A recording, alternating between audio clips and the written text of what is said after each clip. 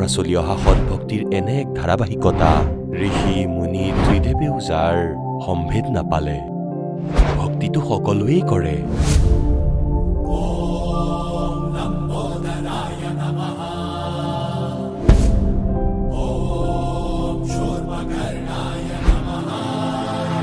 আৰু সকলো সময়তে এইটোৱেই ভাবে যে থাকিবলৈ এটা ভাল ঘৰ হওক ফুৰিবৰ কাৰণে ডাঙৰ ডাঙৰ পাৰ্ক থাকক খাবৰ বাবে সোৱাদযুক্ত খাদ্য থাকক আমাৰ কেতিয়াও বেমাৰ নহওক কেতিয়াও যেন দুখত নাথাকো আৰু কেতিয়াও যাতে নমৰো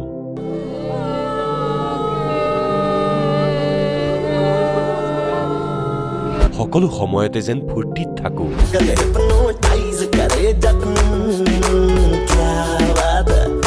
কিন্তু কি সম্ভৱ আমি সকলোৱে ইমান ভক্তি কৰো ব্ৰত ৰাখো শ্ৰাদ্ধ পাতো যাত্ৰা কৰো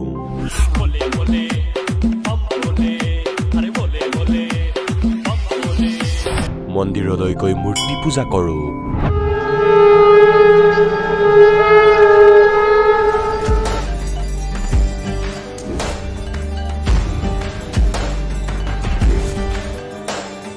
भानुकोटि भास्वरं भवाब्धितारकं परं नीलकण्ठमिप्सितार्थदायकं त्रिलोचनं कालकालमम्बुजाशमक्षशूलमक्षरं चर्चলৈ গৈ প্ৰেয়াৰ কৰো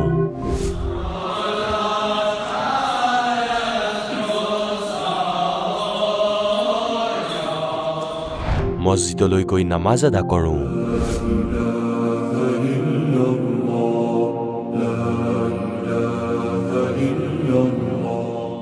আল্লাহু আকবাৰ কবীৰা আৰু গুৰুদ্বাৰালৈ গৈ শিৰ দোৱাও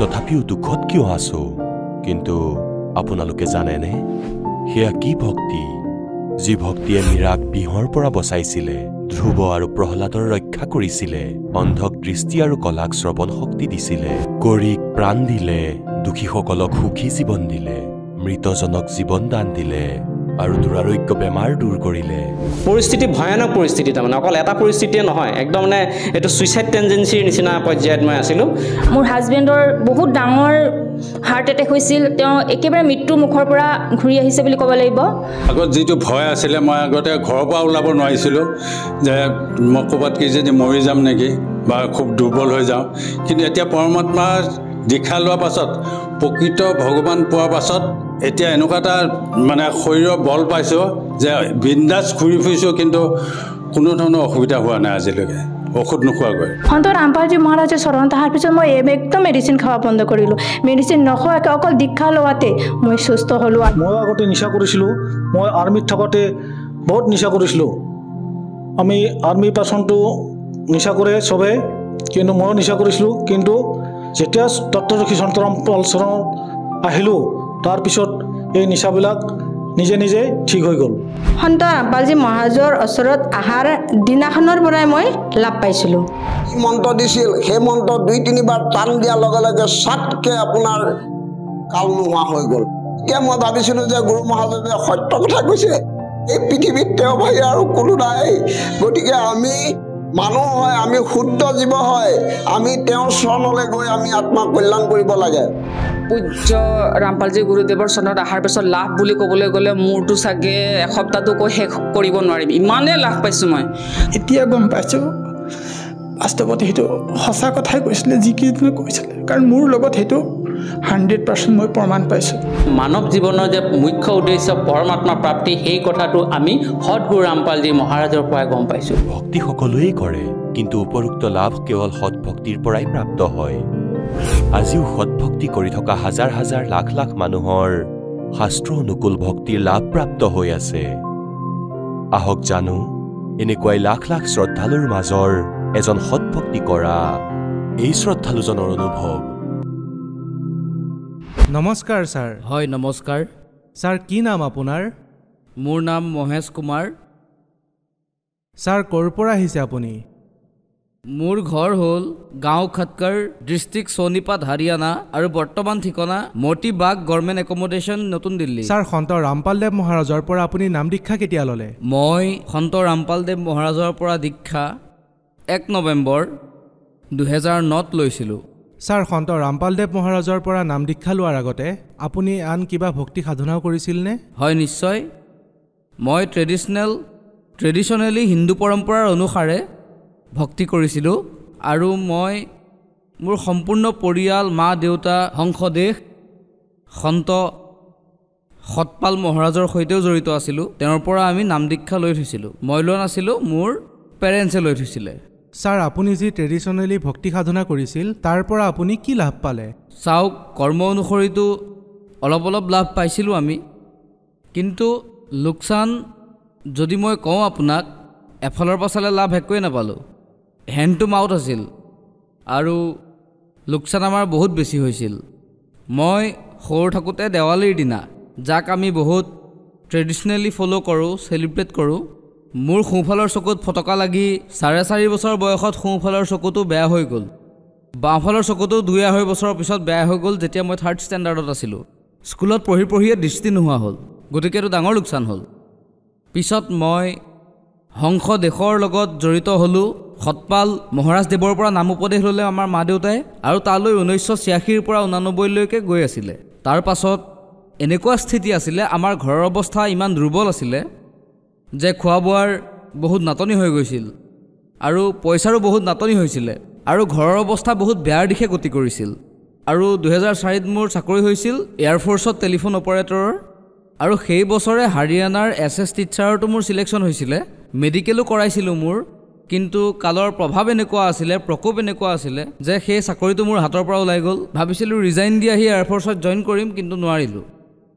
চাকৰি গ'ল। 2008ত মোৰ ল'ৰাটোৱে বিচনাৰ পৰা পৰি গ'ল, আৰু পৰিয়ে সি অচেতন হ'ল। এবছৰৰ আছিলে সি, আৰু তাক ছফদৰজন হস্পিটেল নতুন দিল্লী লৈ গ'লোঁ। তেতিয়া ডক্টৰে ক'লে কমাত যাবই। তাৰ ব্ৰেইনত ক্লটিং হৈছিলে। স্কেন কৰাৰ পাছত তেওঁলোকে চেক কৰিলে, ক'লে ইমিডিয়েট অপাৰেশ্যন কৰিব লাগিব, আৰু ক'লে যে বাওঁফাল অচল হ'ব পাৰে। কনচিকুৱেণ্টলি তাৰ বাওঁফালৰ শৰীৰ পেৰালাইজ হ'ল, ব্ৰেইন এবনৰ্মেল হৈ গ'ল, মুখখন বেকা হৈ গ'ল, আৰু তাৰ ফিটছো আহিব ধৰিছিলে। মানে 20-25 দিনলৈকেতো সি ICUতে আছিল। ইমান বেছি সংকটৰ লগত যুঁজি আছিলোঁ যে 6 পে কমিশ্যনত যেতিয়া মোৰ চেলাৰী ইনক্ৰিজ হৈছিলে, মই টেলিফোন অপাৰেটৰ আছিলোঁ LDC স্কিলত, আৰু ইমানৰ পাছতো আমি অভাৱতেই চলি আছিলোঁ। বুজাই নাছিলোঁ কি হৈ আছিলে যে যিমানেই চেলাৰী পাইছিলোঁ সিমানেই গুচি গৈছিলে, আৰু ডাঙৰ ল'ৰাটোৰ কাৰণে পণ্ডিতসকলৰ পাল্লাত পৰি গৈছিলোঁ, আৰু তেওঁ মোৰ আঙুঠিটোও লৈ লৈছিলে পুখৰাজ পাথৰ ভৰাবৰ কাৰণে। ইয়াৰ বাবে 20-25 হাজাৰ টকাৰ লোকচানো হৈছিলে। আৰু তাৰ পৰাই গম পালোঁ, এদিন তাৰ মুখৰ পৰাই ওলাইছিল, মই সোধাত কৈছিলে যে কোনোবা ডাঙৰ গ্ৰাহক আনক, যাৰ পৰা ভাল পইচা পাব পাৰোঁ, পান্না বনাব পাৰোঁ। মই বৰ দুখ পালোঁ। মই ভাবিলোঁ যে মোক তেওঁলোকে লুটি পেলালে। আমাৰ মা দেউতা হংস দেশৰ লগত জড়িত আছে 1985ৰ পৰা, আৰু ময়ো তেওঁৰ লগত গৈছিলোঁ। মান্থলি আমাৰ ঘৰত মেগাজিনো আহিছিলে, আৰু তেওঁলোকৰ যোগ ভক্তিও কৰিছিলোঁ সকলো দেৱতাৰ। সতপাল মহাৰাজৰ আমি একদম পূজা কৰি আছিলোঁ, ফিজিকেলি পূজা। ছাৰ আপুনি কৈছে যে হংসাদেশ সতপালৰ ভক্তি সাধনা কৰিছিলে, আৰু আন ভক্তি সাধনাও আপুনি কৰিছে, কিন্তু আপুনি সৰুৰে পৰা বহুত লোকচান পালে। আপোনাৰ প্ৰথমতে এটা চকু বেয়া হ'ল, আৰু চাওঁতে দ্বিতীয় চকুটোও বেয়া হ'ল। তাৰপিছত আপোনাৰ আৰ্থিক অৱস্থাও বেয়া হ'ল, আৰু আপোনাৰ যেতিয়া পুত্ৰ জন্ম পালে তাৰ লগতো একেই অৱস্থা হ'ল যে তাৰো পেৰালাইচিছ হৈ গ'ল। তেন্তে আপুনি সন্ত ৰামপালদেৱ মহাৰাজৰ শৰণলৈ কেনেকৈ আহিল? অক্টোবৰ 2009ৰ কথা। মই সন্ত ৰামপালদেৱ মহাৰাজৰ সৎসংগলৈ অহাৰ বাবে দোহা শুনিবলৈ পাইছিলোঁ যে মেলে থেলে যাইয়ে মেলে হোত মিলাব, जहाँ पानी पत्थर पूजते वहाँ साधु संत मिल जात। অক্টোবৰ 2009ত দশমীৰ যি দেৱীৰ পূজাত মেলা বহে দিল্লীৰ নৰেলাত, মোৰ দেউতা গৈছিলে ভাইটিৰ লগত। তেতিয়া দেউতা গৈছিলে সকলোকে লৈ দেৱীৰ পূজা কৰিবলৈ। দেউতাই তাত 2জন সাধুৰ ৰূপত ব্যক্তি পালে, আৰু তেওঁলোকে ভক্তিৰ সদাগৰ নামৰ কিতাপ তেওঁক ক'লে, অনুৰোধ কৰিলে আপুনি ল'বনে? তেতিয়া দেউতাই ভাবিলে যে 10 টকাৰতো একো ভেলুৱেই নাই। তেওঁ তৎক্ষণাত কিতাপখন ল'লে আৰু পঢ়িব ল'লে।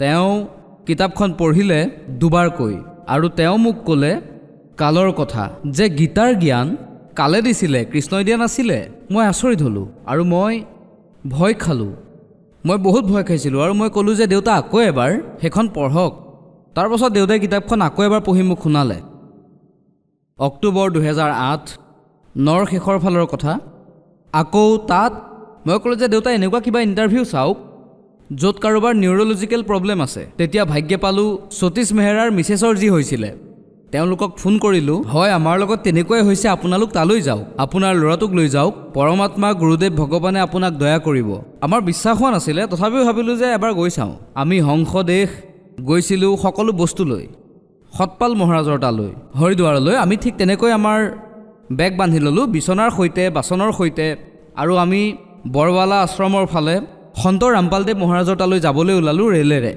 যেতিয়া আশ্ৰম গৈ পালোঁ তেতিয়া আমাক ক'লে যে আপোনালোকে ইমানবোৰ বস্তু অনাৰ প্ৰয়োজন নাছিল এতিয়া আপোনালোকে কৃপা কৰি বস্তুবোৰ ইয়াত থৈ দিয়ক তেওঁলোকে আমাক সন্মানে বস্তুবোৰ ৰাখিলে আমাক বহুত সন্মানেৰে সাৱটি ধৰিলে আহাৰ কৰালে আৰু আমি 1 নৱেম্বৰ 2009 নাম ল'লোঁ আৰু সন্ত ৰামপালদেৱ মহাৰাজৰ দৰ্শন কৰিলোঁ আমি আমাৰ দুখৰ কথাবোৰ দৰ্শনৰ সময়ত সন্ত ৰামপালদেৱ মহাৰাজৰ সন্মুখত ক'লোঁ আৰু সকলোবোৰ কথা কৈ দিলোঁ 5 মিনিটৰ ভিতৰত তেওঁ ক'লে ধৈৰ্য ৰাখা আৰু ভগৱানৰ ঈশ্বৰৰ আপোনাক যি মন্ত্ৰ দিয়া হৈছে তাৰ উচ্চাৰণ সেইবোৰ পঢ়া আৰম্ভ কৰি দিয়া ভগৱানে দয়া কৰিব আৰু সেই দিনাৰ পৰা আজিলৈকে দিনে দিনে মই উন্নতি কৰিব ধৰিলোঁ ছাৰ আগতে আপুনি বহুত বেছি দুখত আছিল তাৰপিছত আপুনি সন্ত ৰামপালদেৱ মহাৰাজৰ শৰণলৈ আহিল তাৰপিছত আপুনি আপোনাৰ সকলোবোৰ দুখৰ কাহিনী 5 মিনিটতে কৈ দিলে তেওঁক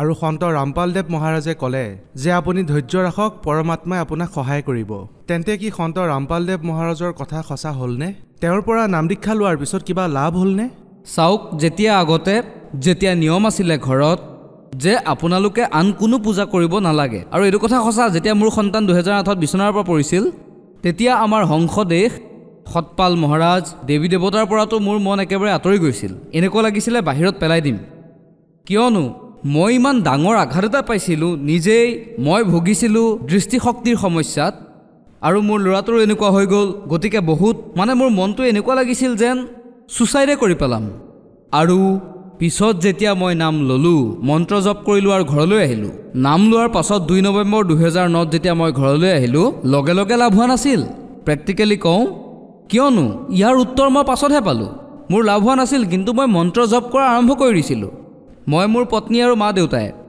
আকৌ 1 মাহৰ পাছত মোৰ বন্ধু মূলচন্দ যিজন দিল্লী গভৰ্ণমেণ্টৰ টিচাৰ তেওঁৰ ল'ৰাটোৰ ব্ৰেইন টিউমাৰ হৈছিল মই ক'লোঁ চোৱা আমি নামটো লৈ ল'লোঁ নিজৰ সন্তানৰ কাৰণে তেজু জমা কৰাইছিলে জিবি পণ্টত 2টা ব্ৰেইন টিউমাৰ আছিলে ডক্টৰে কৈছিলে যে চহৰৰ বাহিৰত অপাৰেশ্যন কৰিব লাগিব গতিকে কৃপা কৰি এবাৰ বৰবালালৈ নিশ্চয় লৈ যাওক পিছত আপুনি যি কৰে কৰিব তেওঁ গ'ল মোৰ মা দেউতাও লগতে গাড়ীত গ'ল বৰবালা আৰু তেওঁ নাম ল'লে আৰু তেওঁৰ সন্তানৰ ব্ৰেইন টিউমাৰৰ অপাৰেশ্যন য'ত ডক্টৰে কৈছিলে যে আমি চহৰৰ বাহিৰত কৰিম কিন্তু যেতিয়াই নাম ল'লে ডিচেম্বৰ 1, 2009 আৰু তাৰ 2 দিন পিছত জিবি পণ্ঠলৈ গ'ল ডক্টৰকতো টেষ্ট দিয়ে থৈছিলে 29 নৱেম্বৰত গতিকে কওক অপাৰেশ্যন কেতিয়া কৰিব ডক্টৰে পিছুৱাই গৈ থাকিল শেষত ক'লে আৰে ভাই যিখন গাঁৱত যোৱাই নহয় তাৰ এড্ৰেছ কিয় সুধি আছা আল্টিমেটলি অপাৰেশ্যন ব্ৰেইনৰ অপাৰেশ্যন কৰিবলগীয়া নহ'ল যদি তাৰ অপাৰেশ্যন হৈ গ'ল হয় তেতিয়া মোৰ সন্তানৰ দৰে তাৰ সন্তানৰ দুৰ্গতি হ'ল হয় এটাই সন্তান তেতিয়া মই ভাবিলোঁ যে এয়া কি হ'ল মোৰ বন্ধুৱে তৎক্ষণাত লাভ পালে কিন্তু মোৰ সন্তানেতো আজিলৈ খোজকাঢ়িব পৰা নাই যিটো ডক্টৰে কৈছিলে কেতিয়াও নোৱাৰিব বুলি ডক্টৰ কপিল সফদৰজং হস্পিটেলৰ পৰা গ'লেই কৈছিলে যে ইয়াক খুওৱা বুওৱা শুশ্ৰূষা কৰা ই খোজকাঢ়িব নোৱাৰে গতিকে গুৰুদেৱৰ সৎসংগত যেতিয়া মই শুনি আছিলোঁ ডিচেম্বৰ জানুৱাৰী 2010 আহি পৰিছিলে ফেব্ৰুৱাৰী আহি পৰিছিলে তেতিয়া গুৰুদেৱে কৈছিলে যে যি ধৰণে ঠাণ্ডা দিনত সকলোৱে কম্বল উৰে আৰু কাৰোবাৰ ঠাণ্ডা বেছিকৈ লাগে কাৰোবাৰ কমকৈ আৰু কাৰোবাৰ নালাগে ইয়াৰ অৰ্থ মই বুজি পালোঁ যে যাৰ লাভ সোনকালে হয় তেওঁৰ পুণ্য বেছি থাকে পাপ কৰ্ম কম থাকে গতিকে মোৰ বন্ধুৰ পাপ কৰ্ম নিশ্চয়কৈ কম আছিলে সেয়ে তেওঁ তৎক্ষণাত লাভ পালে আৰু মই বেয়া আছিলোঁ বেছিকৈ মই পাপ কৰ্ম কৰিছিলোঁ গতিকে আমি লাভ পাবলৈ এবছৰ লাগি গ'ল এবছৰৰ পিছত মোৰ সন্তান লাহে লাহে ভৰি মাটিত থ'বলৈ ধৰিলে 3 বছৰৰ বয়সত নৱেম্বৰ 2010 আহি গ'ল আৰু সি ৱালত ধৰি খোজকাঢ়িবলৈ আৰম্ভ কৰিলে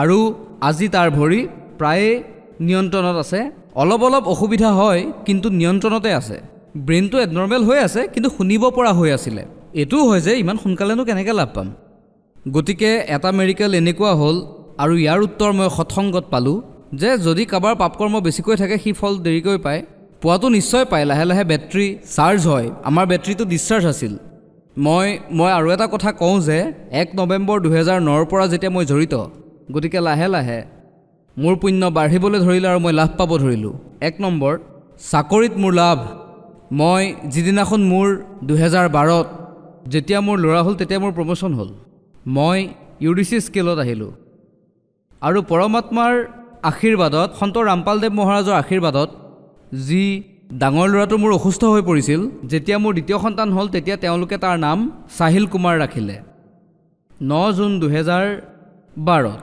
দ্বিতীয়টো সন্তান হ'ল আৰু মোৰ প্ৰমোশ্যনো হ'ল আৰু ইফালে টেলিফোন অপাৰেটৰৰ মোৰ কেছ চলি আছিলে আৰু ডিচেম্বৰ 2014ৰ কথা আছিল যেতিয়া ফাইনেল ডিচিশ্যন আহিবলগীয়া আছিল মই কোৰ্টত থিয় হৈ আছিলোঁ জাজৰ সন্মুখত আমি থিয় হৈ আছিলোঁ আৰু মই সৎনামৰ জব কৰি আছিলোঁ আৰু জব কৰি জাজে যি ডিচিশ্যন লৈছিলে আমি ভবা নাছিলোঁ যে প্ৰথম ডেটতে সেই হেয়াৰিঙতে ফাইনেল ডিচিশ্যনটো আহি যাব আৰু জাজে আমাক ফাইনেল ডিচিশ্যন শুনাই দিলে যে এওঁলোকক বেনিফিট দিয়া যাওক আৰু টেকনিকেল প্ৰমোশ্যন দিয়া যাওক গতিকে আমি 2015ত সম্পূৰ্ণ এৰিয়াৰ পালোঁ 2.5 লাখ টকা আৰু মই 4200 গ্ৰেডত আহি গ'লোঁ গতিকে ইমান ডাঙৰ লাভ মোৰ সেই চাকৰিত হৈছিল আৰু ইমানেই নহয় 2008ত মই যি পলিটিকেল ছায়েন্সত MA কৰি আছিলোঁ আৰু যেতিয়া মোৰ MA হ'ল নাম লোৱাৰ আগত 57% আছিল আৰু যেতিয়া মই নাম ল'লোঁ নৱেম্বৰ 2009ত তেতিয়া মোৰ পেপাৰ এখন ৰিভেলুৱেট কৰিছিলোঁ নম্বৰ বাঢ়িছিল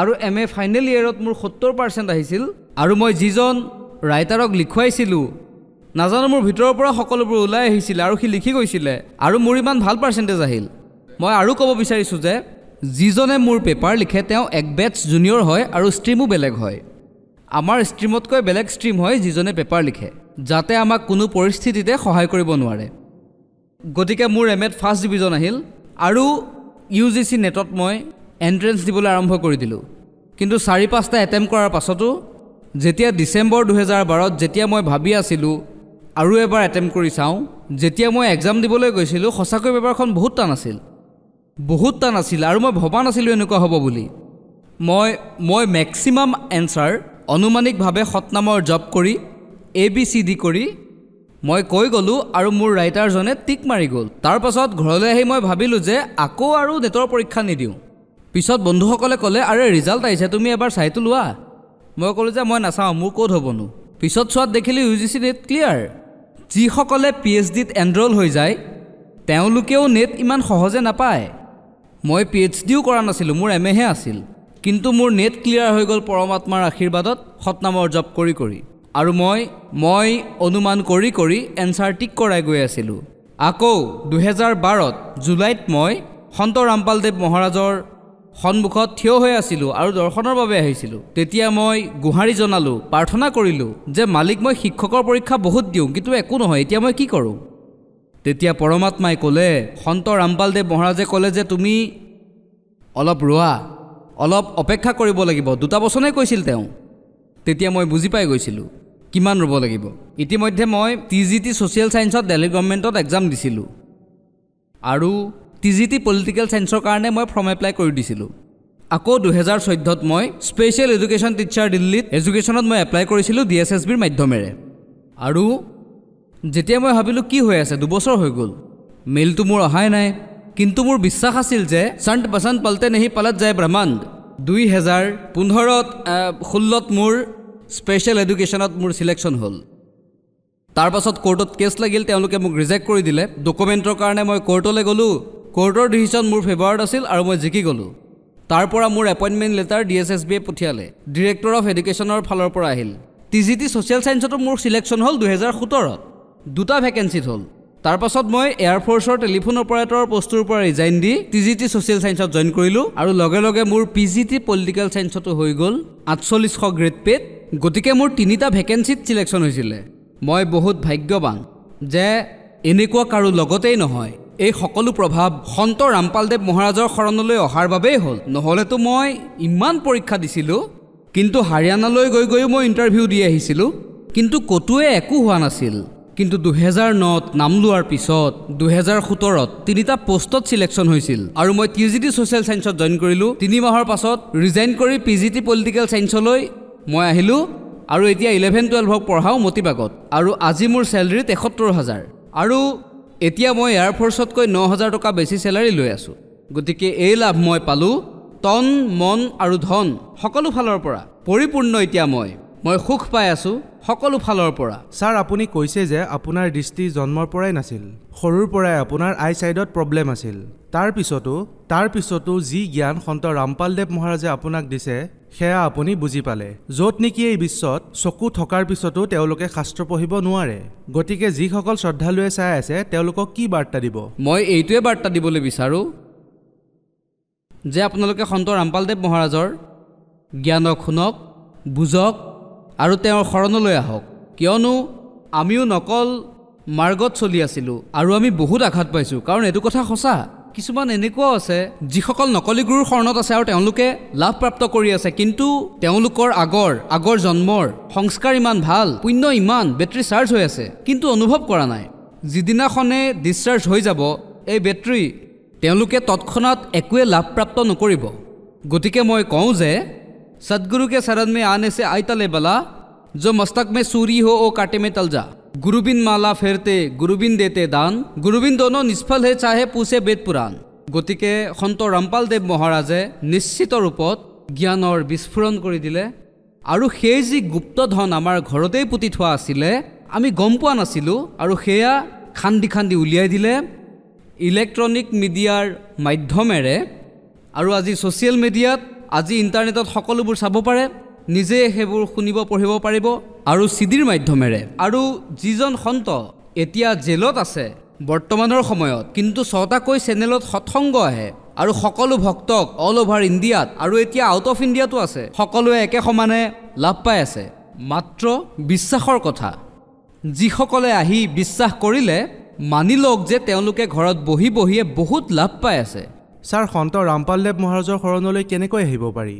সন্ত ৰামপালদেৱ মহাৰাজৰ শৰণলৈ অহাৰ বহুত সৰল উপায় আছে, যে আপুনি ইণ্টাৰনেটতো তেওঁৰ সৎসংগ, তেওঁৰ প্ৰবচনক চাৰ্চ কৰিব পাৰে আৰু ভাৰতৰ অনেক টিভি চেনেলত এওঁৰ সৎসংগ টেলিকাষ্ট হয় ৰাতিপুৱা গধূলি। তেওঁৰ সৎসংগত তলৰ এটা শাৰী আহি থাকে আৰু তাত দিয়া মোবাইল নম্বৰত কণ্টেক্ট কৰি যি আপোনাৰ নিয়েৰেষ্ট তাত নিশ্চয় কোৱাৰ্ডিনেটৰ থাকিব, তালৈ খবৰ গুচি যাব।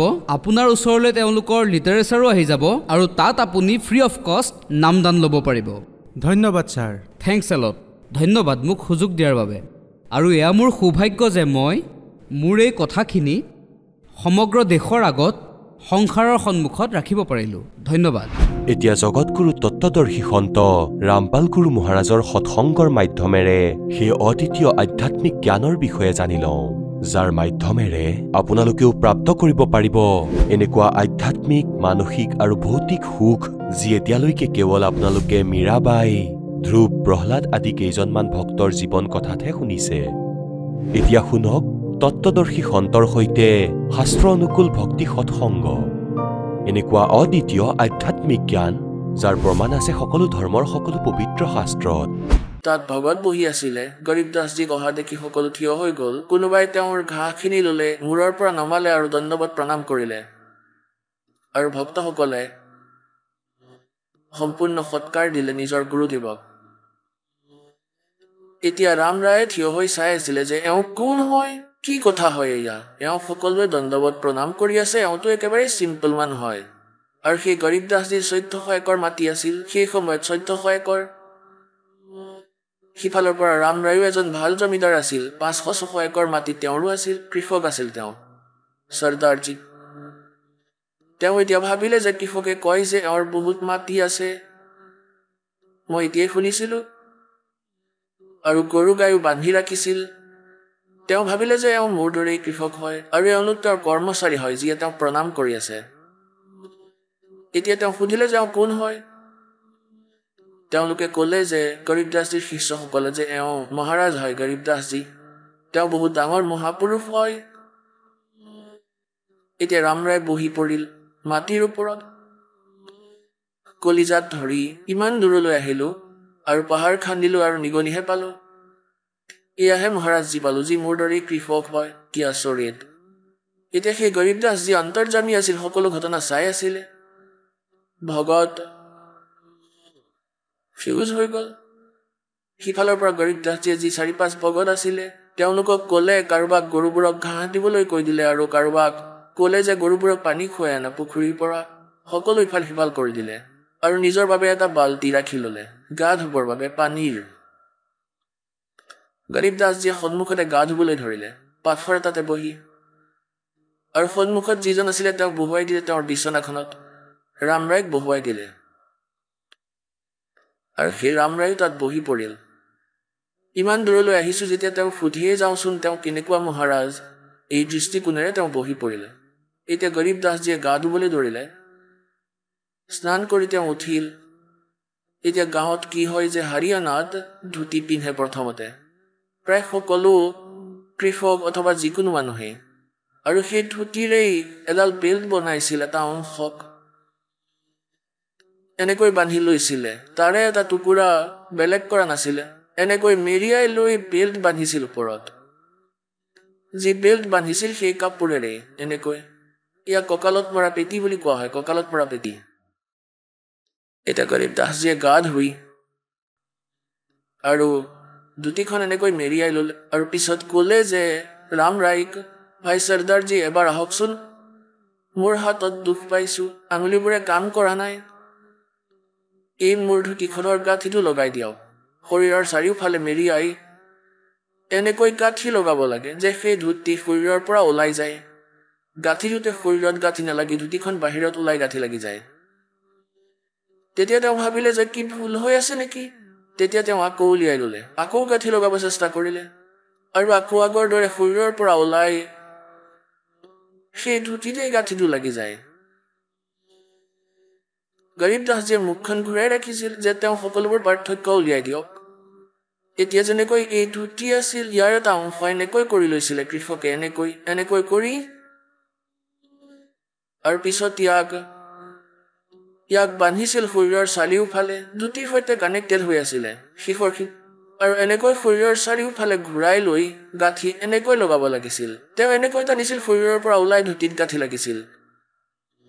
আৰু তৃতীয়বাৰ যেতিয়া এনেকুৱা স্থিতি হ'ল, তেওঁ ওপৰলৈ চালে, তেওঁ দেখোন যোৱাই নাই মোৰ ফালে, যে কি হৈ আছে, তেওঁ দেখোন গাঁঠিটোও বান্ধিব পৰা নাই। তেওঁ যেতিয়া ওপৰৰ ফালে চালে, ৰামৰায় আছিল বিষ্ণুজীৰ পূজাৰী। তেতিয়া গৰীব দাসজীৰ ওপৰৰ অংশ বিষ্ণুজীৰ দৰে হৈ গ'ল, মূৰত মুকুট, 4খন হাত, শংখ চক্ৰ গদা পদ্ম। যেতিয়া এনেকৈ দেখিলে শৰণত পৰি গ'ল। গৰীব দাসজীয়ে তেতিয়া ক'লে যে মই তোমাৰ দৰে এজন কৃষকহে, তুমি গাঁঠিটো কিয় বান্ধিব পৰা নাই। তেতিয়া তেওঁ মনোযোগেৰে চালে আৰু বুজি পালে যে এওঁ কোনো সাধাৰণ মানুহ নহয়। চৰণত ধৰিলে। এতিয়া এনেকুৱা লীলা নকৰাকৈ তেওঁ ৰামৰায়ে একোৱেই নুশুনিলে, এই জ্ঞান এনেকুৱাই। এতিয়া ৰামৰায় বিবশ হৈ গ'ল যে এয়াতো পৰম শক্তি হয়, বিষ্ণুজীৰ অৱতাৰ আহি আছে। বিষ্ণুজী যদিও নহয়, তেওঁৰ অৱতাৰ নিশ্চয় হয়, মানে আমাৰ এনেকুৱা ধাৰণা হয়। সেইকাৰণে এওঁক এই জ্ঞান শুনোৱা, শৰণত লোৱা। তেতিয়া মালিকে সেই লীলা প্ৰয়োগ কৰিলে, দয়া কৰিলে, তেওঁ সেই সকলো জ্ঞান শুনালে। 1 সপ্তাহ তেওঁ ৰ'ল। আকৌ যাবলৈ তেওঁ মন কৰা নাছিলে, ৰঙত ৰঙীন হৈ গ'ল। তেতিয়া তেওঁ ক'লে যে ভগৱান, এই জ্ঞানটো আজিলৈকে কোনেও আমাক কোৱা নাই, যিটো আজি আপুনি কৈছে। তেতিয়া গৰীব দাসজীয়ে ক'লে যে এই জ্ঞান ভগৱানে ক'লে মোক, তেওঁ স্বয়ং আহিছিলে। তেওঁ পূৰ্ণ পৰমাত্মা কবিৰ দেৱ আছিল, যিয়ে কাশীত এজন ধানকৰ ভূমিকা, এজন শিপিনীৰ ভূমিকা কৰি গৈছিলে। আৰু আপোনালোকৰ গুৰু নানক দেৱৰো তেওঁ এই গুৰু আছিলে। এতিয়া সেই ৰামৰায়ে সকলো কথা মানি ল'লে। বাকী শিক্ষিত সমাজে মানক বা নামানক, तो क्या बताते हैं, हम सुल्तानी नानक तारे गरीबदास जी कहते हैं যে মোৰো উদ্ধাৰ কৰিলে, অব্ৰাহিম চুলতান অধমৰো উদ্ধাৰ কৰিলে, আৰু নানকজীৰ উদ্ধাৰ কৰিলে, আৰু দাদু দাসজীৰ উদ্ধাৰ কৰিলে সেই কবিৰ পৰমাত্মাই। हम सुल्तानी नानक तारे दादू को उपदेश दिया और जात जुलाहा भेद नहीं पाया, का सीमा है कबीर हुआ। এতিয়া ৰামৰায় যে ক'ব ধৰিলে, চৰ্দাৰজীয়ে এতিয়া কিয়নো আৰম্ভণিতে এই জ্ঞানবোৰ মানুহে শুনে, কেতিয়াবা সঁচা কেতিয়াবা মিছা এনেকুৱা হয়। এতিয়া তেওঁৰ মূৰটো ঘূৰি আছিলে, সেইকাৰণেও আৰু তেওঁৰ ওৰফে নামটোও বাজি আছিলে। तब गरीबदास जी ने कहा कि तत्व भेद कोई ना कहे रे झुमकरा, ये पैसे ऊपर नाच सुनो रही झुमकरा। कोटों मध्य कोई नहीं रे झुमकरा, अरबों में कोई गर्क सुनो रही झुमकरा। এতিয়া গৰীবদাসজীয়ে কয় যে মই যি জ্ঞান কলো, প্ৰথমতেতো সেই জ্ঞান কাৰো হাতত নাই। আৰু যি বাকীসকল বিদ্যান বনি ঘূৰি ফুৰিছে, কয় যে বেদক জানে, তেওঁলোকে টকাৰ বিনিময়ত কথা শুনাই থাকে, ধন উপাৰ্জন কৰি মানুহক ঠগি আছে, তেওঁলোকৰ ওচৰত সত্য জ্ঞান সমূলি নাই। আৰু কয় কোটি সন্তৰ ওচৰতো তোমালোকক এই জ্ঞানৰ বিষয়ে কোৱা মানুহ নোলাব। अरबों में कोई गर्क सुनो रे झुमकरा, अरबों में। এতিয়া যেনেকৈ পুণ্যাত্মাসকল কবিৰ পন্থ, গোটেই দেশৰ গুৰু য'তেই দেখা যায় তাতেই কবিৰপন্থী। তেওঁলোকে ক খ নাজানে, তেওঁলোকৰ ওচৰত সত্য বিধি নাই, তেওঁলোকো সেই কালৰ জালতেই আছে। এতিয়া কি ক'লে যে अरबों में कोई गर्क सुनो रे झुमकरा, गर्क মানে কমপ্লিট ইন অল ৰেচপেক্ট। যেনেকৈ কোনোবাই এই জ্ঞান শুনিলে আৰু এই দাসৰ পৰা তিনিওটা মন্ত্ৰ প্ৰাপ্ত কৰি ল'লে আৰু গুৰুদ্ৰোহী হৈ নাম দান দিবলৈ ধৰিলে, জ্ঞানো তেওঁৱেই দি আছে আৰু নামো তেওঁৱেই দি আছে, কিন্তু তেওঁৰ গৰ্ক নাই, তেওঁৰ অধিকাৰ নাই, তেওঁতো জীৱৰ শত্ৰু হয়। তেন্তে মানি লওক যে কোনোবাই কবিৰ চাহেবৰ বাণী কবিৰ সাগৰ পঢ়ি ল'লে। যেনেকৈ কবিৰপন্থীসকলৰ আজিলৈকে যাৰে ইতিহাস চোৱা, যাৰেই তাৰ পৰা ইয়ালৈ শিষ্য আহিছে, তেওঁলোকে কৈছে তেওঁলোকে এই নাম দিয়ে, তেওঁলোকে এই নাম দিয়ে। কোনোবাই বেলেগ নাম দিয়ে, কোনোবাই সম্পূৰ্ণ মন্ত্ৰই কৈ দিয়ে, পাতালেশ্বৰ সিন্ধু নাম, আমুক নাম, আৰু কোনোবাই নাম দিয়ে শ্ৰী গুৰু সদগুৰুৱে নমঃ। এয়া যি টি কৈ থাকে সকলোৱে। আৰু ইয়াৰে কিছুমানে কবিৰ চাহেবৰ এই সৃষ্টি ৰচনা শুনাই, অলপ চলপ কথা শুনাই দেখাই যে এয়া কথা কৈ আছে সেই দাসৰ ফালৰ পৰা, তেওঁৰ দৰে। এয়া যেনেকৈ এই ৰাধা স্বামী পন্থৰো সচখণ্ড আৰু সতলোকৰো জমা ৰেল বনাই ৰাখিছে, তেওঁলোকে ক খও নাজানে। তেন্তে এনেকুৱা লাগে যে এওঁ সচখণ্ডৰ কথাই কৈ আছে, তেওঁ কৈ আছে, তেওঁ কবিৰ চাহেবৰ বিষয়ে কয়, তেওঁলোক নকল হয়, এওঁলোক পৰিপূৰ্ণ নহয়, এওঁলোক কমপ্লিট ইন অল ৰেচপেক্ট নহয়। তেওঁলোকৰ ওচৰত সকলো জ্ঞান হৈ গ'ল যে আপোনাৰ এইটো বেমাৰ আছে, তেওঁ কৈ দিলে যে তোমাৰ এইটো বেমাৰ আছে, সেয়া শুনি কোনোবাই কৈ দিলে যে তোমাৰ এইটো বেমাৰ আছে, আৰু ঔষধেই যদি নাই তেনেহ'লে কি লাভ সেই জ্ঞানৰ? তেনেহ'লে ডক্তৰৰ ওচৰলৈ যোৱা, যাৰ ওচৰত ঔষধ আছে, তেওঁ ৰোগৰ কথাও ক'ব আৰু যাওঁতে ঔষধ দিব, ঠিক হৈ যাবা। तो कहा कि कोटों मध्य कोई नहीं रे झुमकरा, अरबों में कोई गर्क सुनो रे झुमकरा, अरबों में। যেনেকৈ এখন গাঁৱত যদি 10,000 15,000 ব্যক্তি থাকে, তেনেহ'লে 5,000 গুৰু পোৱা যাব। অলপকৈ কৈ আছো, নহ'লে বেছি হৈ যাব। যেনে কাৰোবাৰ শিশুৰ কোনো অসুবিধা হ'লে প্ৰথমতে তাইৰ শাহুৱে ক'ব যে মাজনী তাক বাহিৰত ৰাখ, 100 টকা। এতিয়া ওচৰ চুবুৰীয়া আহিব, ক'ব কি হ'ল মাজনী? বাইদেৱে ক'ব এনেকুৱা হৈ গ'ল, ভিতৰলৈ নি 2 টকা দিব। আকৌ কোনোবা আহিব, নজৰ লাগিছে বুলি মাটি অলপ উঠাই ছটিয়াই দিব ওপৰত। চতুৰ্থজন আহিব আকৌ গুৰগাঁৱৰ পৰা, অৰ্থাৎ এজনৰ ওপৰত 5জন মাষ্টাৰ হৈ যাব গুৰু। এনেকুৱা সকলো ঘৰতে 1-2জন নিশ্চয় পোৱা যাব। কোনোবাই ক'ব ব্ৰহ্মাৰ পূজা কৰা, কোনোবাই বিষ্ণুৰ, কোনোবাই শিৱৰ, কোনোবাই ভৈৰৱৰ, কোনোবাই ভূতৰ, আৰু বহুত আছে। আৰু কোনোবাই ক'ব ব্ৰহ্মৰ পূজা কৰা, ইয়াৰ ওপৰত কোনোৱেই ভগৱান নাই, এওঁলোক গণনাত নাহে। গীতাজীৰ অধ্যায় নম্বৰ 7 শ্লোক নম্বৰ 19 কোৱা আছে যে अर्जुन बहुनाम जन्मानामन्ते ज्ञानवान माम प्रपत्ते वासुदेव सर्वमिति स महात्मा सुदुर्लभ। বহুত জন্মৰ অন্তৰ জন্মত কোনোবাই মোক পূজা কৰে, ব্ৰহ্মলৈকে যায়, তেওঁলোকৰ বুদ্ধি নহ'লে এই দেৱতাসকলতে আবদ্ধ হৈ থাকিলে হয়। কিন্তু এইবোৰ কোৱাজন বাসুদেৱ, সৰ্বমিতি বাসুদেৱ, অৰ্থাৎ সেই পৰমাত্মা তৎব্ৰহ্ম। গীতাজীৰ অধ্যায় নম্বৰ 18 শ্লোক নম্বৰ 62 কোৱা হৈছে যে সৰ্বভাৱেৰে তেওঁ শৰণলৈ যোৱা। কোৱা হয় এনেকুৱা কোৱা কোনো সন্ত পাপ নাশক হয়, তেওঁ সম্পূৰ্ণ মুক্তিদায়ক হয়, তেওঁৱেই সকলো সৃষ্টিৰ ৰচক হয়। কোৱা হয় এনেকৈ কোৱা সাধু বহুত কষ্টৰে পোৱা যায়। তেতিয়া এই দৃষ্টিকোণেৰে গৰীব দাসজীয়ে কৈছে যে कोटो मध्य कोई नहीं रह झुमक रहा, अरबों में कोई ग्रह सुनो रह झुमक रहा, तत्व भेद कोई ना कह रहे झुमक रहा, ये पैसे ऊपर ना सुनो रह झुमक रहा। तो गरीबदास साहिब ने कहा था भजन करो उस रब का जो दाता है कुल सभी का। তেওঁ হয় সেই কুলৰ দাতা, কবিৰ ইজ গড, আৰু এওঁৰে পূজা কৰা। बोलो सतगुरुदेव।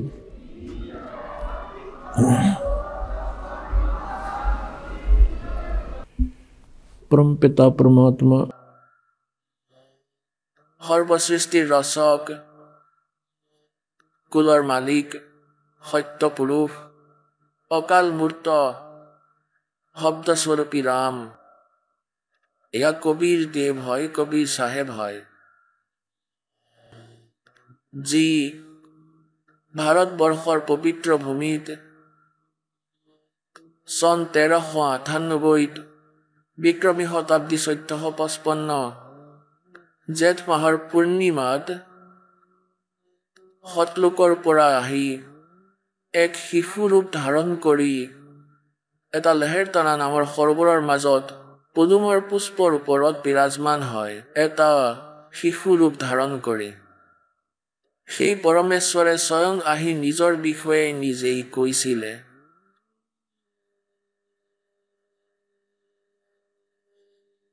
আৰু সেই পৰমেশ্বৰে কোৱা জ্ঞানেৰে কালৰ দূতবোৰে নিজৰ বেলেগ বেলেগ দোকান খুলি ৰাখিছে। সকলোৱে সচ্খণ্ডৰ সতলোকৰ গীত গাবলৈ ধৰিলে। তেওঁলোকে ক খয় নাজানে, সচ্খণ্ড কি হয়, সতনাম কাক কয়, আৰু সতলোক, সাৰনাম, সৎশব্দ, সতনাম এইবোৰনো কি বস্তু হয়। ইয়াৰ বিষয়ে আদৰণীয় গৰীব দাস চাহেবজী, যিজনক পৰমাত্মা পূৰ্ণ ব্ৰহ্ম নিজৰ গুণ, নিজৰ লীলা, নিজৰ মহিমা অনুসৰি, নিজৰ স্বভাৱ অনুসৰি যি লীলা কৰিছিলে, সেই লীলাৰ মাধ্যমেৰে সেই পৰমাত্মা আদৰণীয় গৰীব দাস চাহেবজীক গাঁও চুৰাণী জিলা জজ্জৰ হাৰিয়ানাত আহি প্ৰাপ্ত হৈছিলে। তেওঁক আকৌ নিজৰ সচ্খণ্ড দেখুৱালে, নিজৰ সতলোক দেখুৱালে, সমস্ত ব্ৰহ্মাণ্ডৰ স্থিতিক দেখুৱালে, সকলো ভগৱানৰ স্থিতিৰে পৰিচিত কৰালে। আকৌ সেই মৰমীয়াল আত্মাক আকৌ শৰীৰত এৰি দিলে। আদৰণীয় গৰীব দাস চাহেবজী মৃত বুলি ভাবিছিল। ঘৰৰ মানুহবোৰে, কুলৰ মানুহবোৰে সকলো একগোট হৈ তেওঁক চিতাত ৰাখি দিলে, অন্তিম সংস্কাৰ কৰাৰ বাবে তৈয়াৰ কৰিলে। সেই সময়তে পৰমেশ্বৰ কবিৰ দেৱজীয়ে, কবিৰ পৰমেশ্বৰে সেই আত্মাক শৰীৰত প্ৰৱেশ কৰাই দিলে। ইয়াৰ পিছত গৰীব দাস চাহেবজীয়ে নিজৰ চকুৰে দেখা সচ্খণ্ডৰ যি বিৱৰণ দিলে, সেয়া পৰমাত্মাই 600 বছৰ আগতে যি জ্ঞান দিছিলে, সেয়াৰ সতে একেবাৰেই মিল খায়। গৰীব দাস চাহেবজীয়ে কৈছে যে हम देखा सो सच है और सकल प्रपंच। মই যি চকুৰে দেখিলো ভগৱানৰ মহিমা, কবিৰ পৰমেশ্বৰজীৰ মহিমা, সেইবোৰ সত্য, আৰু বাকী সকলো প্ৰবঞ্চনা বিয়পাইছে। তেওঁ বিষয়ে ক'লে যে बेखों के लश्कर फिरे। भेख মানে পন্থৰ, এই পন্থকে লস্কৰ ফিৰে। লস্কৰ মানে সেনা, ফৌজ, নাজানো কিমানখিনি জগতত আৱৰি ৰাখিছে এই মানুহবোৰে। बेखों के लश्कर फिरे ये बाणी चोर कठोर, सतगुरु धाम ना पहुंचेंगे ये 84 के ढोर। গৰীব দাস চাহেবজীয়ে ক'লে যে কবিৰ পৰমেশ্বৰজীৰ বাণী চুৰ কৰি নিজৰ দোকান খুলি দিলে, পন্থ চলাই দিলে, সচ্খণ্ডৰ ঠিকা লৈ ল'লে। তেওঁলোকে একোৱেই নাজানে। এতিয়া তেওঁলোকৰ বিষয়ে ক'লে যে ভেখোকে লস্কৰ ফিৰে। লস্কৰ অৰ্থাৎ সম্পূৰ্ণ সেনা। और ये बाणी चोर कठोर, পৰমাত্মাৰ বাণীক চুৰ কৰি এওঁলোক স্বয়ং সন্ত বনি গ'ল। এতিয়া সত্যক স্বীকাৰ কৰিবলৈও প্ৰস্তুত নহয়, ইমান কঠোৰ হৈ গ'ল সেই সন্তবোৰো আৰু তেওঁলোকৰ অনুগামীও। कहते सतगुरु धाम ना पहुंचेंगे ये 84 के ढोर। এওঁলোক সতলোকত যাব নোৱাৰে। এওঁলোক 84 লাখ জুনিত নিজে ইয়াতেই ঘূৰি থাকিব লাগিব। পুণ্যাত্মাসকল, আমি ইয়াত কালৰ জালত কেনেকৈ আবদ্ধ হৈ পৰিলোঁ, আৰু আমি ইয়াত ইমান কষ্ট কৰি আছোঁ, তথাপি মৃত্যুক পচন্দ নকৰোঁ। কাৰোবাৰ 2খন ভৰি কাটি গ'ল, এটা হাত পেৰালাইচিছ হৈ গ'ল, তথাপিও তেওঁ জীয়াই থকাৰেই আশা কৰে। কাৰোবাৰ আকৌ মানুহৰ 4জন পুত্ৰ আছিল, 4জনেই মৃত্যু প্ৰাপ্ত কৰিলে, তেওঁ জীয়াই থকাৰেই আশা কৰে। এনেকুৱা কিয় হয়? কিয়নো আমি মৃত্যুক পচন্দ নকৰোঁ, আৰু মৃত্যু ডেফিনিট হ'ব। অৰ্থাৎ যিবোৰ নহ'বলগীয়া বস্তুৰ আমি আশা ৰাখোঁ। গতিকে আটাইতকৈ ডাঙৰ ভুলটো ইয়াতেই কৰি আছোঁ, যে মৃত্যু হ'বই আৰু মৰিবও নিবিচাৰোঁ। কাৰণটো কি হয়? কাৰণ আমি এনেকুৱা স্থানত আছিলোঁ য'ত মৃত্যু কেতিয়াও হোৱা নাছিলে। কোনেও বৃদ্ধ অৱস্থা পচন্দ নকৰে। এজন মাতৃ প্ৰায় 65 বছৰৰ ওপৰৰ বয়স, আৰু তেখেতক এজন ভনীয়েকে এই আশ্ৰমতেই তেখেতক বাইদেউ কৈ দিলে, বুঢ়ী বুলি কৈ দিলে। তেওঁ কৈছে, হয় নেকি, মই বুঢ়ী হৈ গ'লো। দাঁত নাই তেওঁৰ, ফুতৰা পৰি আছে গোটেই মুখখন। অৰ্থাৎ ক'বলৈ বিচাৰিছোঁ এইটোৱেই যে তেওঁৰ দুখ নাই। যিকোনো ব্যক্তি এইটোৱে বিচাৰে যে মই ডেকা হৈ থাকোঁ, বৃদ্ধাৱস্থা নহওক আৰু মৃত্যু নহওক, আৰু ইয়াত দুয়োটাই ডেফিনিট হয়। ইয়াৰ বাবে পৰমাত্মাই কয়, যেনেকৈ শ্ৰীমদ ভাগৱত গীতা অধ্যায় 7 মন্ত্ৰ 29, গীতা জ্ঞানদাতাই কয় যে যি সাধক জৰা আৰু মৰণৰ, জৰা মানে বৃদ্ধ অৱস্থা, বুঢ়া অৱস্থা, আৰু মৃত্যু, এই দুয়োৰে পৰা নিস্তাৰ পাবলৈ যি প্ৰয়াস কৰি আছে, এওঁ সেই পৰমাত্মাক, তৎব্ৰহ্মক আৰু সকলো আধ্যাত্মিকক, অৰ্থাৎ সকলো তত্ত্ব অৰ্থাৎ তত্ত্বজ্ঞানক, তত্ত্বজ্ঞানেৰে আৰু সকলো কৰ্মৰে পৰিচিত। এওঁ কোনো বস্তুৰেই ইয়াত ডিমাণ্ড নকৰে। এওঁ এইটো বিচাৰে যে আমাৰ জন্ম মৃত্যু সমাপ্ত হওক, আৰু সেই লোকত য'ত যোৱাৰ পিছত বৃদ্ধাৱস্থা নহয়, সেয়া প্ৰাপ্ত হওক। এতিয়া গীতা জ্ঞানদাতাক অৰ্জুনে সুধিলে 8ম অধ্যায়ৰ 1ম মন্ত্ৰত, তেওঁ সুধিলে যে আপুনি যি 7ম অধ্যায়ৰ 29 নম্বৰ শ্লোকত তৎব্ৰহ্মৰ বিষয়ে ক'লে যে এওঁলোকক জানি সকলো আধ্যাত্মিকৰে পৰিচিত, সকলো কৰ্মক জানি প্ৰাণী কেৱল জৰা আৰু মৰণৰ পৰা নিস্তাৰ পাবলৈকে প্ৰয়াস কৰে। তো কিম তৎব্ৰহ্ম, সেয়া কি হয় তৎব্ৰহ্ম? গীতা জ্ঞানদাতাই কয় যে 8ম অধ্যায়ৰ 3য় মন্ত্ৰত যে সেয়া পৰম অক্ষৰ ব্ৰহ্ম হয়। পৰম অক্ষৰ ব্ৰহ্ম আজি ৰাতিপুৱাও শুনাইছিলোঁ আপোনালোকক। 3জন পুৰুষ আছে, এজন ক্ষয় পুৰুষ, এজন অক্ষৰ পুৰুষ, আৰু তৃতীয় এই পৰম অক্ষৰ পুৰুষ বুলি কোৱা, পৰম অক্ষৰ ব্ৰহ্ম কোৱা, বা সৎপুৰুষ বুলি কোৱা। সৎ মানে অবিনাশী, বা তেওঁক পূৰ্ণ ব্ৰহ্ম কোৱা। এয়া পৰ্যায়বাসী শব্দ হয়, উপমাত্মক শব্দ এই পৰমেশ্বৰৰ। এতিয়া গীতাজীৰ অধ্যায় নম্বৰ 15 শ্লোক 1 পৰা 4লৈকে আৰু 16 আৰু 17 এই 3জন প্ৰভুৰ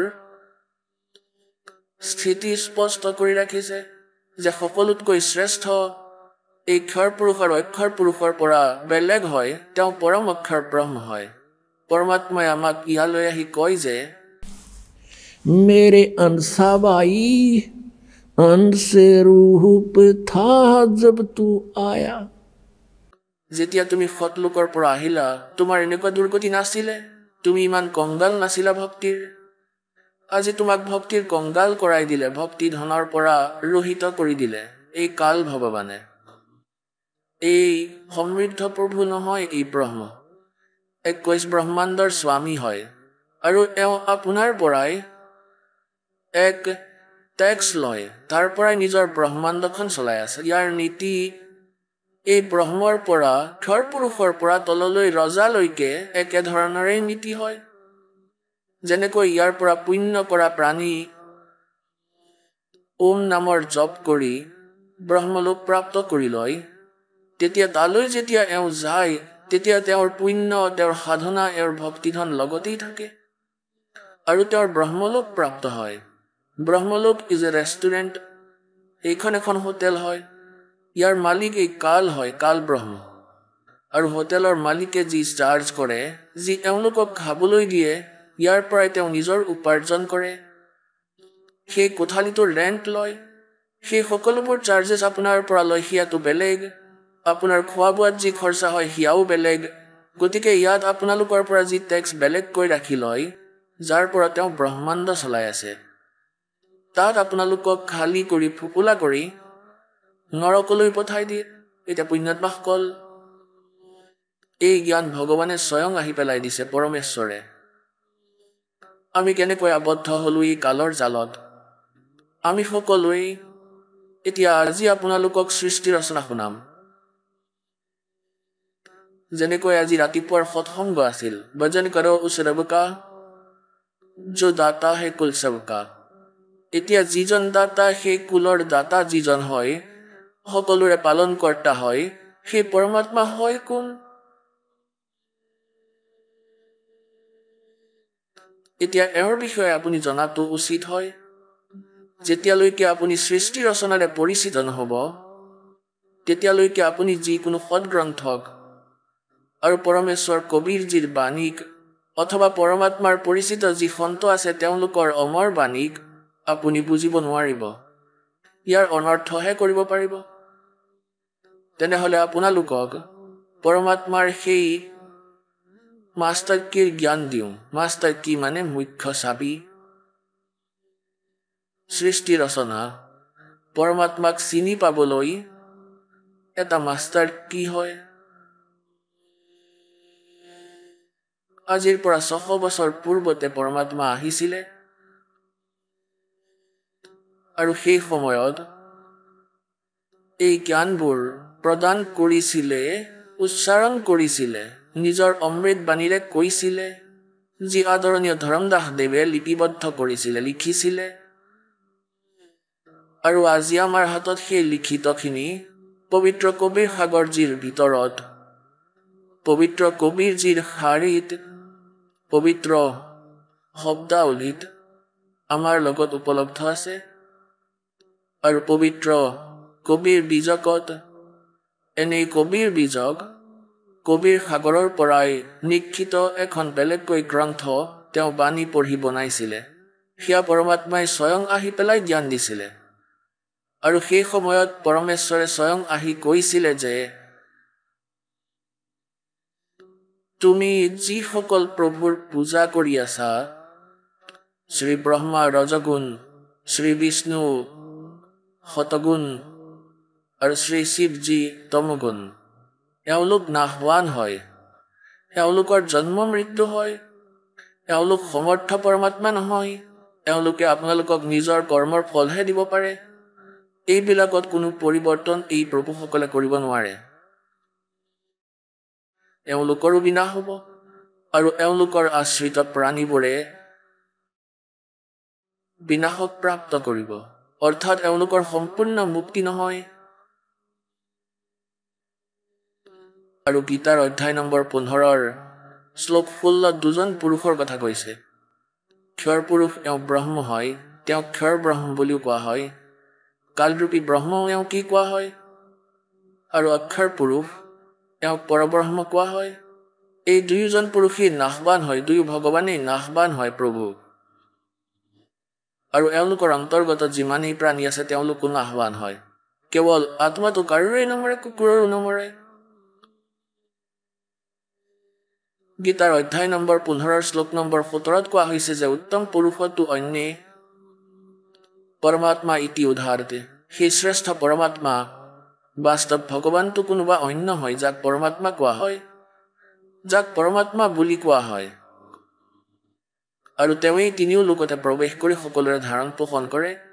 তেওঁ অবিনাশী পৰমেশ্বৰ হয়। সেই সময়ত এই নকল গুৰুসকলে, নকল ব্ৰাহ্মণসকলে ব্ৰাহ্মণৰ অৰ্থ ইয়াত কোনো জাতি বিশেষ নহয়। পুণ্যাত্মাসকল, ब्राह्मण सोए जो ब्रह्म पछाणे और पंडित सोए जो पिंड की जाने। যেনেকৈ প্ৰথমতে কোনো বৈদ্য আছিলে, খুবেই ভাল বৈদ্য আছিলে, নাভি নাৰীক চাই ৰোগক চিনিব পাৰিছিলে, ভাল ঔষধো দিছিলে, ৰোগী সুস্থও হৈ গৈছিলে। লাহে লাহে ইয়াৰ প্ৰচলন বাঢ়ি গ'ল। তেওঁলোকৰ 1-2 বংশলৈকে বৈদ্যৰ কাৰ্য কৰি আছিলে। ইয়াৰ পিছত তেওঁলোকৰ যিসকল অনুগামী আছিল, বৈদ্যৰ কাম কৰিবলৈ এৰি আন কাম কৰিবলৈ ধৰিলে। তথাপিও তেওঁলোকে নিজৰ নামৰ লগত বৈদ্য লিখিছিলে, যেনে ৰাজ সিং বৈদ্য, আৰু সি দোকান খুলি ল'লে পৰহি। ধৰম সিং বৈদ্য ৱেল্ডিং ছেট লৈ আছে, সি বৈদ্য লিখি আছে। এজনে টায়াৰ পাঞ্চাৰ লগাই আছে, তেওঁ লিখি আছে। কৃপাৰাম বৈদ্য, য'ত তেওঁলোকৰ পূৰ্বপুৰুষটো বৈদ্য আছিলে, এতিয়া তেওঁলোক বৈদ্য নহয়, তেওঁলোকে সৰনাম বনাই ল'লে, সৰনেম। এনেকুৱাই যি ব্ৰাহ্মণ পণ্ডিত বৰ্তমানৰ হয়, এওঁলোক ব্ৰাহ্মণ নহয়, কেৱল এওঁলোকে ব্ৰাহ্মণ লিখিব ধৰিছে, শৰ্মা আৰু পণ্ডিত। এওঁলোক সেই পণ্ডিত ব্ৰাহ্মণ নহয়। এওঁলোকে ক্ৰিয়া কৰে, কোনোবাই খেতি কৰে, তেওঁ ব্ৰাহ্মণ লিখে, কোনোবাই আকৌ কিবা দোকান খুলি লৈছে, তেওঁ পণ্ডিত লিখে। গতিকে এওঁলোক পণ্ডিত নহয়। এওঁলোকেতো সেই বৈদ্যৰ পৰম্পৰা অনুযায়ী লিখিবলৈ ধৰিলে। এনেকে মোৰ পূজনীয় গুৰুদেৱ যি ব্ৰাহ্মণ পৰম্পৰাৰে সম্বন্ধ ৰাখিছিলে, সাংসাৰিক শব্দত ক'বলৈ গ'লে তেওঁ ব্ৰাহ্মণ আছিলে, পণ্ডিত আছিলে।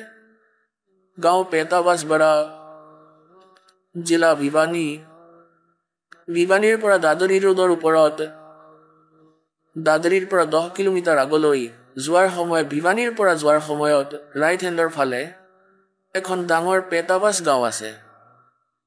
ৰাস্তাৰ পৰা 1-1.5 কিলোমিটাৰ ভিতৰত, মেইন ৰোডৰ পৰা। তাতে মোৰ পূজনীয় গুৰুদেৱজীৰ জন্ম হৈছিলে। তেওঁ 16 বছৰ বয়সতেই ঘৰ ত্যাগি পৰমাত্মাক প্ৰাপ্ত কৰিবলৈ ঘৰ এৰি গুচি গ'ল। আগলৈ তেওঁ কবিৰপন্থী সন্তক লগ পালে, আৰু মোৰ যি ককা গুৰুজী আছিল, তেওঁ অৰ্থাৎ মোৰ পূজনীয় গুৰুদেৱৰ যি পূজনীয় গুৰুদেৱ, তেওঁ গাঁও চাওলা, দিল্লীত গাঁও চাওলাৰ জাত আছিলে, আৰু তেওঁ কাশী বিদ্যাপীঠৰ পৰা শিক্ষা গ্ৰহণ কৰিলে। তেওঁ ঘৰ এৰি গুচি গৈছিলে 15-16 বছৰ বয়সতেই। তেওঁৰ গুৰুদেৱে, আমাৰ ককা গুৰুদেৱৰ গুৰুদেৱে তেওঁক শিক্ষিত কৰিছিলে। তেওঁ 4টা বিষয়ত আচাৰ্য হৈ গৈছিলে। এতিয়া আপোনালোকে শুনিলে জগতগুৰু তত্ত্বদৰ্শী সন্ত ৰামপাল গুৰু মহাৰাজৰ মংগল প্ৰবচন। আহক এতিয়া শুনো ভগতসকলৰ অনুভৱ, যিসকলে সন্ত ৰামপাল গুৰু মহাৰাজৰ প্ৰমাণিত জ্ঞানৰ পৰা প্ৰভাৱিত হৈ নাম দীক্ষা লৈ বহুতো লাভ প্ৰাপ্ত কৰিলে। নমস্কাৰ ছাৰ। নমস্কাৰ ছাৰ। ছাৰ, কি নাম আপোনাৰ? সুৰেন্দ্ৰ কুমাৰ। সুৰেন্দ্ৰ, আপুনি ক'ৰ পৰা আহিছে? দিল্লী দ্বাৰকাৰ ছেক্টৰ 28 গাঁও বামৰলি। সুৰেন্দ্ৰ, আপুনি সন্ত ৰামপালদেৱ মহাৰাজৰ পৰা নাম দীক্ষা কেতিয়া ল'লে?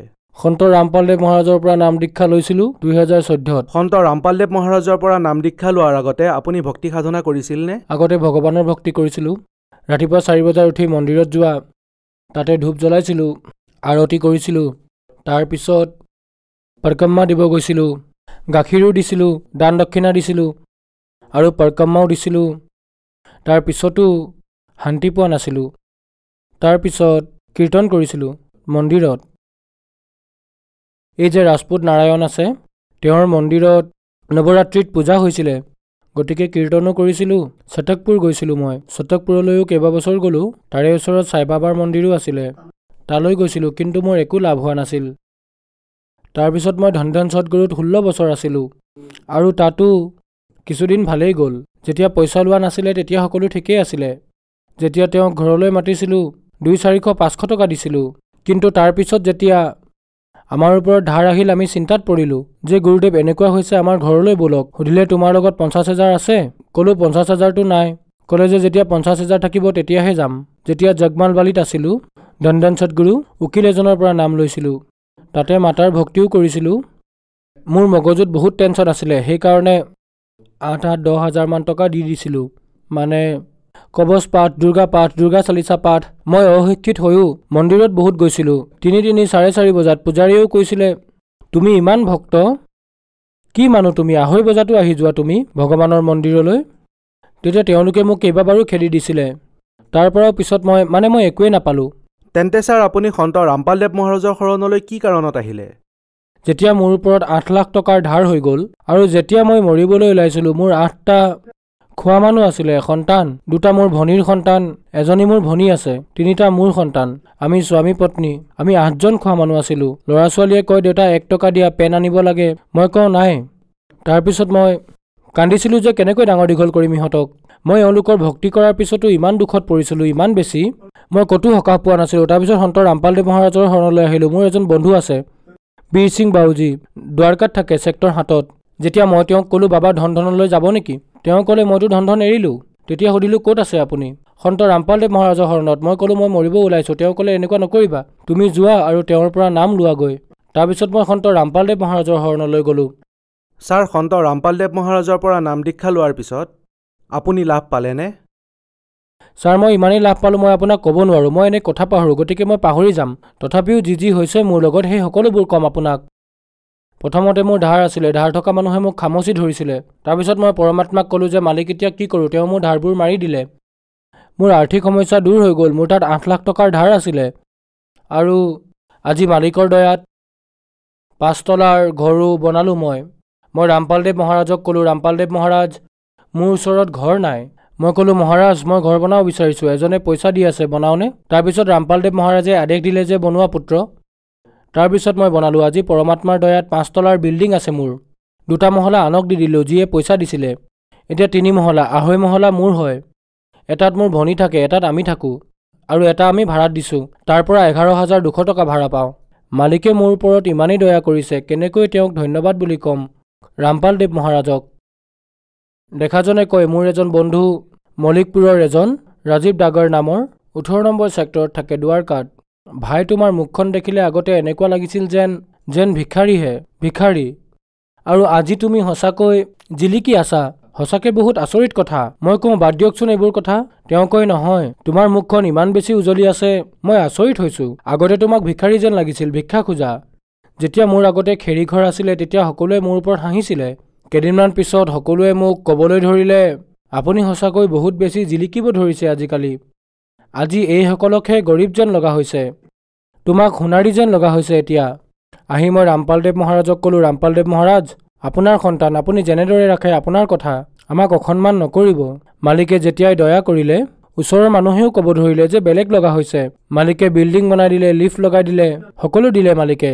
এনেকুৱা দয়া কৰিলে যেতিয়া ঘৰ বনাই আছিলোঁ, কাম চলি থকাৰ সময়ত 5 মহলাৰ ওপৰৰ পৰা এটা লেবাৰ পৰি গৈছিলে আৰু লেবাৰ পৰাৰ বাবে বিল্ডাৰ চিন্তাত পৰি গৈছিল আৰু ঠিকাদাৰো চিন্তাত পৰিছিলে। ওচৰৰ মানুহ একত্ৰিত হ'ল, গোটেই মানুহ একত্ৰিত হ'ল। কলনীৰ মানুহে ক'ব ধৰিলে চোৱা মৰি গ'ল। আৰু যেতিয়া দেখিলোঁ সি বাচি গ'ল, কেৱল হাততহে দুখ পাইছিলে।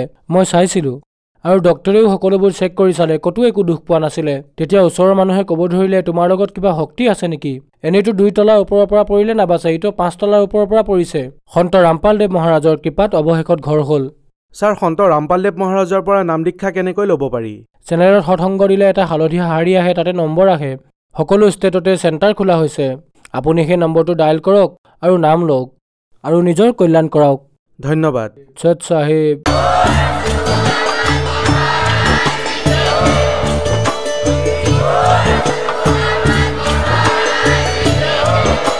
আপুনি শুনি আছিলে জগতগুৰু তত্ত্বদৰ্শী সন্ত ৰামপাল গুৰু মহাৰাজৰ মংগল প্ৰবচন।